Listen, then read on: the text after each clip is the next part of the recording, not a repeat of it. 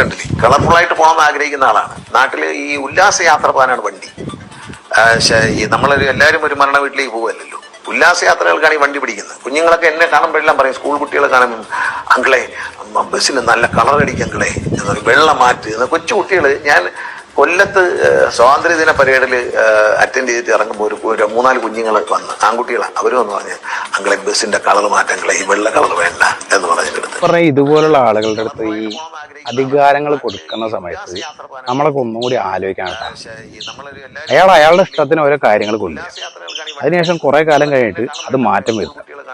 ഈ കളർ അടിക്കണം എന്നുണ്ടെങ്കിലും കളർ ഒഴിവാക്കണം എന്നുണ്ടെങ്കിലൊക്കെ പാവപ്പെട്ട ബസ് ഡ്രൈവർമാർക്കും ബസ് ഓണർമാർക്കും എത്രത്തോളം ബുദ്ധിമുട്ടുണ്ട് എന്നുള്ളത് ഇതുപോലുള്ള ബുദ്ധി ഇല്ലാത്തവർ ചിന്തിക്കുന്നുണ്ടോ എന്നുള്ളതാണ് എൻ്റെ ചോദ്യം. നിങ്ങൾ ജസ്റ്റ് ഒന്ന് ആലോചിച്ച് നോക്ക്. ഇവന്മാർക്കൊക്കെ ഇതുപോലൊരു ഉത്തരവിട്ടാൽ മതി. പാവപ്പെട്ട ആളുകൾ ഏറ്റവും വലിയൊരു പ്രശ്നമാണ് നമ്മുടെ ക്ഷേമതി എന്ന് പറയുന്ന സംഭവം അല്ലേ. ക്ഷേമതി, ടാക്സ്, ഈ സംഭവങ്ങളൊക്കെ പാവപ്പെട്ടവന്റെ പിച്ചചട്ടിയിൽ കൈയിട്ട് വരുന്ന ഇതുപോലൊരു ഗതികെട്ട നാട് വേറെ ലോകത്ത് എവിടെയെങ്കിലും ഉണ്ടോ? നിങ്ങളൊന്ന് ആലോചിച്ചു.